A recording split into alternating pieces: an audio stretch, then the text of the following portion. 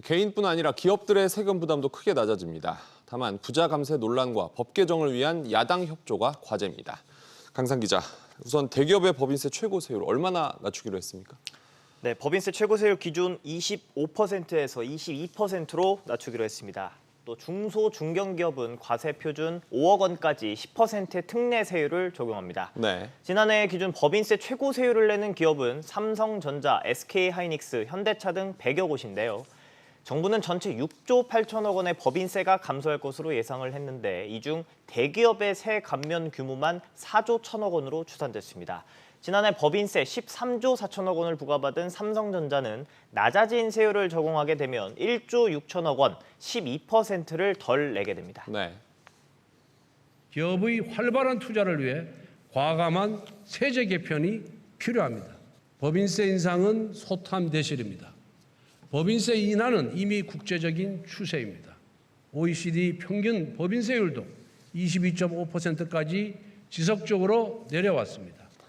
또 기업이 자회사로부터 배당받은 돈에 대해서도 세금을 줄여주기로 했는데 이건 어떤 취지가 있는 거죠? 네, 자회사 배당을 촉진해서 기업이 이 자금을 투자 재원으로 활용하도록 하겠다는 취지인데요. 국내 자회사 배당금에 대해선 기업 형태와 지분율에 따라 30에서 100%로 현재 복잡하게 적용해온 입금불 산입률을 단순화하고 전반적으로 높이기로 했습니다. 네. 입금불 산입이란 다른 법인으로부터 들어온 배당금을 법인 주주 이익에 포함시키지 않는 걸 뜻하는데요.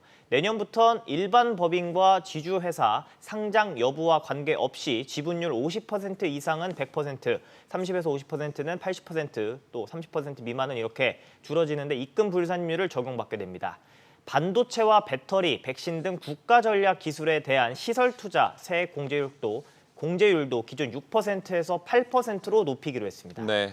또 종부세와 법인세, 이른바 부자세로 인식이 되고 있는데 아무래도 부자 감세 논란이 적지 않을 것 같습니다. 야당 어떻게 반발하고 있나요? 직접 한번 직접 들어보시도록 하겠습니다. 네. 상위 1%의 대기업이 법인세의 80% 이상을 납부합니다. 부자 감세라고 비판받았던 이명박 정부의 정책을 재탕하는 것에 다름 아닙니다. 소수 재벌 대기업 등의 혜택이 집중되는 법인세 감세 등으로 국가 재정이 축소되는 일은 반드시 막아내겠습니다. 정부의 세제 개편안은 모두 세법 개정이 필요한 사안인데요. 야당인 민주당이 원내 과반 의석을 현재 차지하고 있기 때문에 정부안이 그대로 통과될지 미지수인 상황입니다. 야당이 강하게 반발하고 있는데 어떻게 접점을 찾을 수 있을지 한번 보겠습니다. 네. 강상 기자 잘 들었습니다.